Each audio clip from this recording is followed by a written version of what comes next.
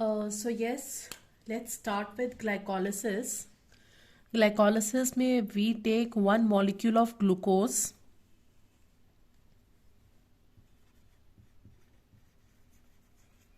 It is 6 carbon.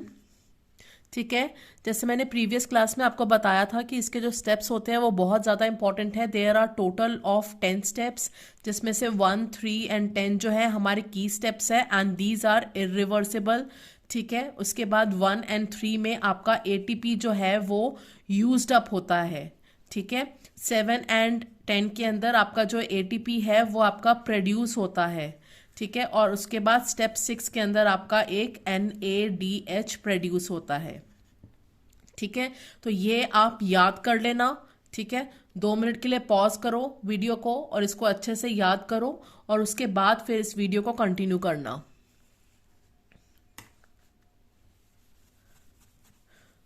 अब मैं start कर रही हूँ ग्लूकोज का फर्स्ट स्टेप. स्टेप नंबर 1 में 1 glucose molecule gets converted into 1 glucose 6 phosphate. Phosphate को मैं P से रिप्रेजेंट कर रही हूँ. ठीक है, देन सेकेंड स्टेप में 1 glucose is converted into 1 molecule of fructose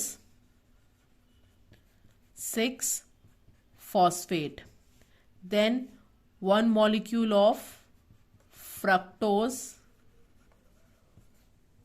1,6 bis phosphate. उसके बाद ये जो है ये डिवाइड होता है, टूट जाता है. अभी तक ये सारे कितने थे? ये सारे के सारे जो थे आपके 6 कार्बन थे. ग्लूकोज 6 फॉस्फेट भी 6 कार्बन था, फ्रक्टोज 6 फॉस्फेट भी आपका 6 कार्बन था, फ्रक्टोज 1,6 बिस फॉस्फेट भी 6 कार्बन था आपका. ठीक है, उसके बाद अब ये ब्रेक डाउन हो जाएगा. एक मॉलिक्यूल बनेगा आपका ग्लिसरल डिहाइड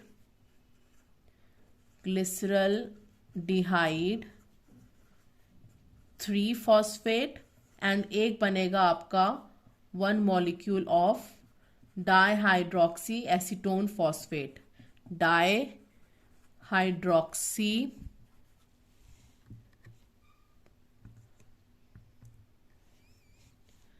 एसीटोन फॉस्फेट.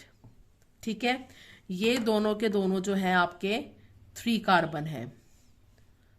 इक्वेशन जो थी वो आपकी बैलेंस हो गई.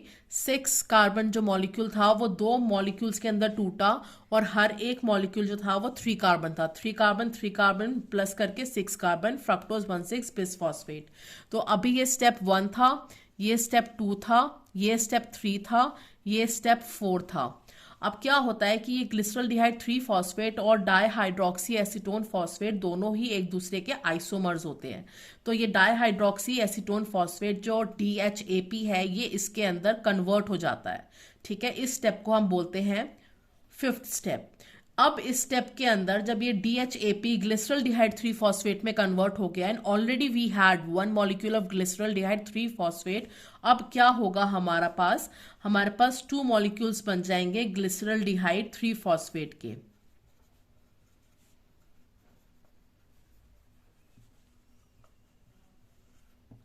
ठीक है, इसको मैंने कोई नाम नहीं दिया है स्टेप को. वाई?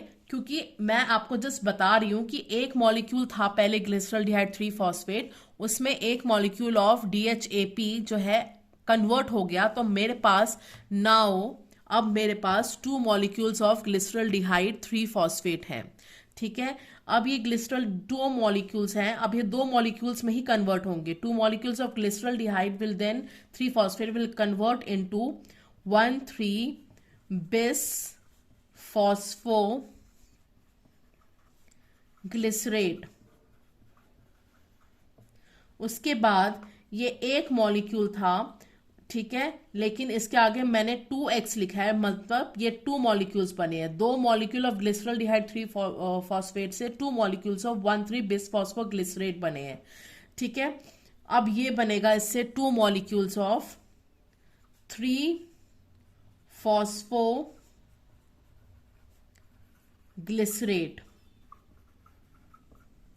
ठीक है, उसके बाद फिर ये बनेगा 2 मॉलिक्यूल्स ऑफ 2 फॉस्फोग्लिसरेट।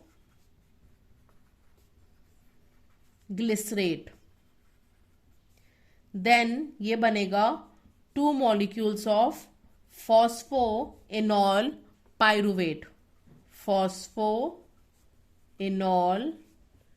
pyruvate,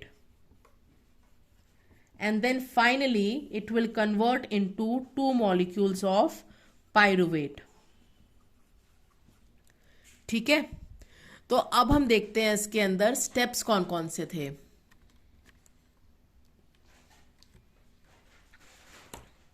ये आपका स्टार्टिंग में आपको समझ में आ गया था, ये फर्स्ट स्टेप था, ये सेकेंड स्टेप था, ये थर्ड स्टेप था, ये फोर्थ स्टेप था।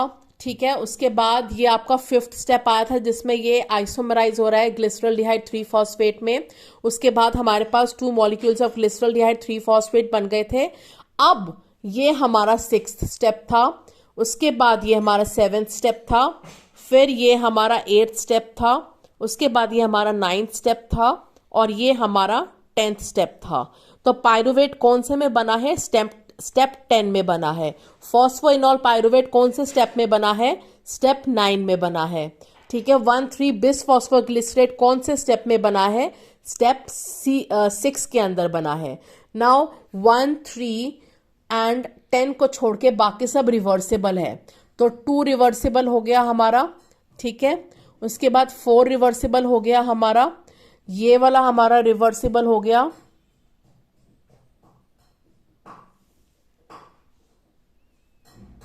ठीक है, स्टेप 6 हमारा रिवर्सिबल हो गया, 7 नहीं होगा, 1, 3 एंड 10, 8 हमारा रिवर्सिबल हो गया, 9 हमारा रिवर्सिबल हो गया।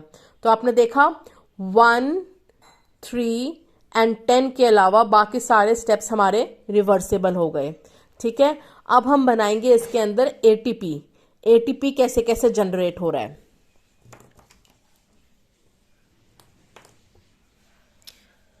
देखो, फर्स्ट एंड थर्ड स्टेप के अंदर हमारा जो एटीपी है वो यूज्ड अप होता है। एटीपी यूज्ड अप होता है मतलब एडीपी आएगा और ये किस में कन्वर्ट हो जाएगा? एटीपी आएगा, सॉरी, एटीपी आएगा और वो एडीपी प्लस पीआई में कन्वर्ट होगा। ठीक है, यूज्ड अप होने का मतलब क्या है कि आपको मैंने बताया था कि हमारी जो सेल्स होते हैं उसमें एनर्जी कैसे स्टोर होती है। एंड हमारे सेल्स के अंदर 2 टाइप के मेटाबॉलिक पाथवेज होते हैं। ठीक है, एक होता है एनाबॉलिक पाथवे, एक होता है कैटाबॉलिक पाथवे। कैटाबॉलिक पाथवे में बहुत सारे ब्रेकडाउन होते हैं, हमारे मॉलिक्यूल, बड़ा मॉलिक्यूल छोटे मॉलिक्यूल में टूटता है तो बहुत सारे बॉन्ड्स टूटते हैं। हर एक बॉन्ड के टूटने से बॉन्ड एनर्जी रिलीज होती है। ये एनर्जी रिलीज होती है एज हीट, और हीट का क्या टेंडेंसी होती है कि वो एक हॉटर ऑब्जेक्ट से एक कोल्डर ऑब्जेक्ट में जाती है।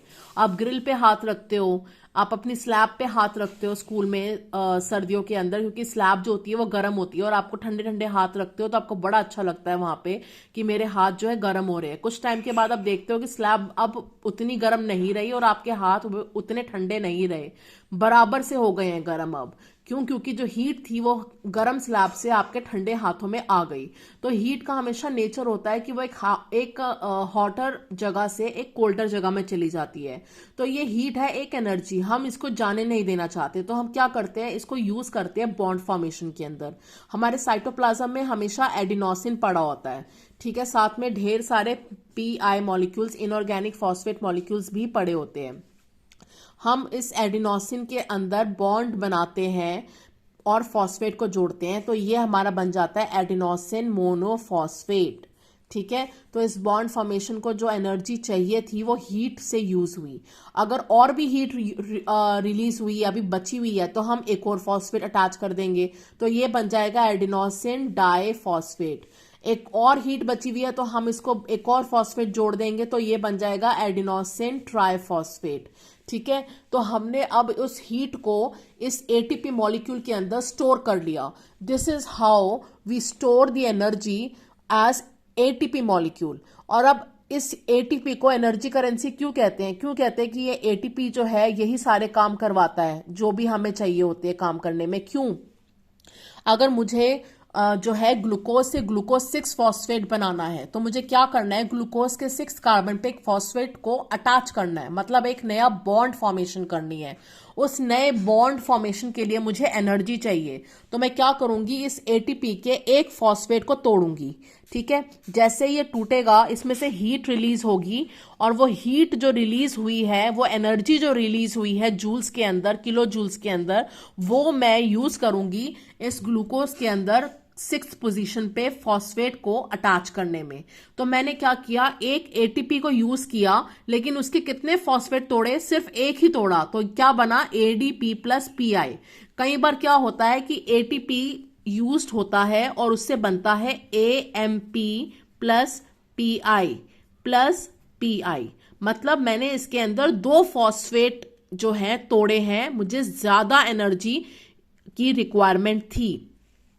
अब हमेशा कैसे पता चले कि एक रिएक्शन में एटीपी यूज हो रहा है या एटीपी प्रोड्यूस हो रहा है? जो अंदर जाता है ना, कई बार आपका ये होता है कि जो एरो में जो बन रहा है ना, वो मतलब कि वो बना है। अब एरो के आगे क्या बना है? एडीपी बना है, तो हम इसमें कहेंगे कि इसमें एडीपी बना है, दैट मीन्स एटीपी यूज हुआ है।